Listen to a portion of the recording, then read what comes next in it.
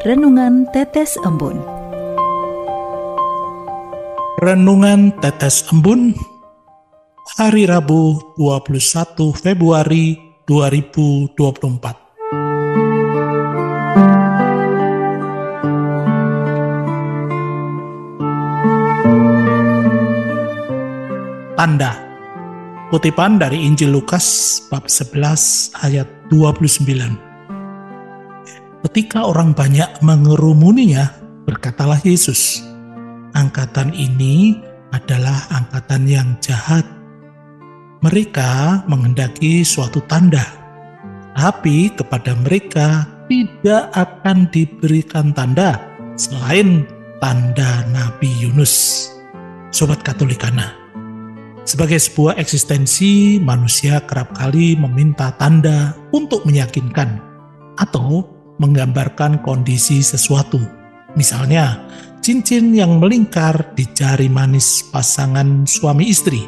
Cincin merupakan tanda bahwa ada komitmen besar yang mengikat. Tanda lainnya yang selalu kita temui adalah tanda lalu lintas. Tanpa komando apapun, secara otomatis kita selalu berhenti saat lampu lalu lintas berwarna merah dan berjalan jika lampu menyala hijau.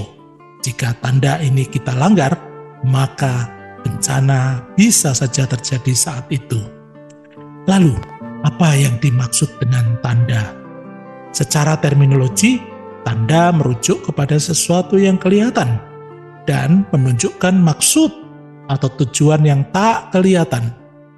Menurut Charles Sanders Peirce, tanda merupakan sesuatu yang berfungsi untuk mewakili sesuatu yang lain.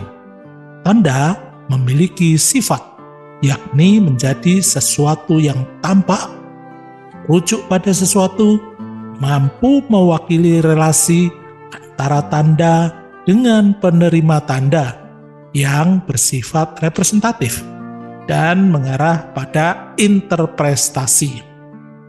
Sobat Katolikana, Injil hari ini sangat keras dalam menghadirkan berbagai tanda. Tanda pertama yang diketengahkan dalam bacaan ini adalah tanda Yunus. Tanda ini bukan saja sebagai tanda suara pertobatan, namun juga dapat dipahami sebagai tanda kebangkitan.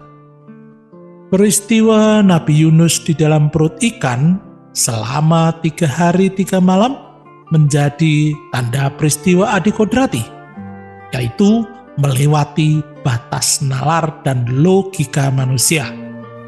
Terdapat tanda yang merujuk bahwa Yesus akan dikuburkan selama 3 hari 3 malam dan akan bangkit kembali dari antara orang mati.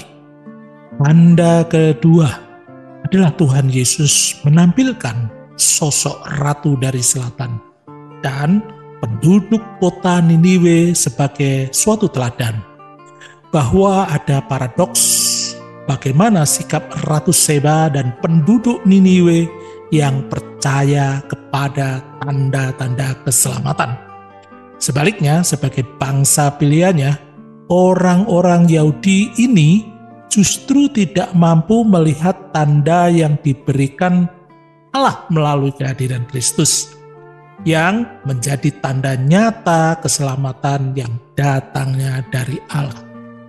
Sobat Katolikana, permenungan Injil dalam masa Prapaskah hari ini, kita diajak untuk peka dalam membaca tanda-tanda keselamatan. Kepekaan yang diperlukan di tengah arus zaman modern.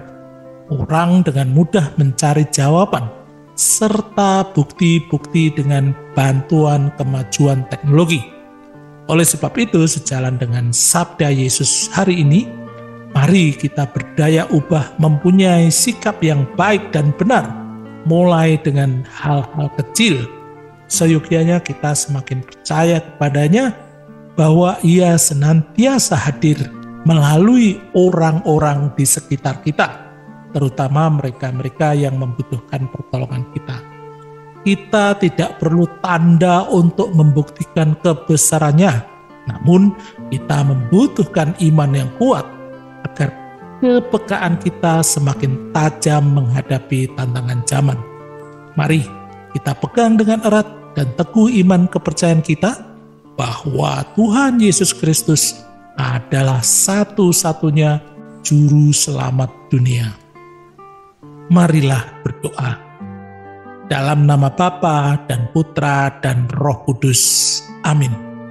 Allah Tritunggal Maha Kudus, tunaikan syukur atas rahmat hidup-Mu ini. Ajarlah aku untuk semakin beriman dan teguhkan kepercayaanku kepadamu, Allah Tritunggal Maha Kudus.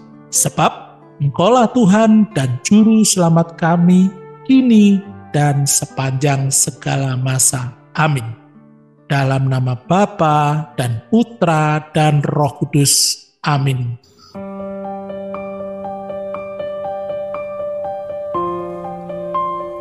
Demikian Anda telah mendengarkan Tetes Embun yang dipersembahkan oleh Radio Katolikana.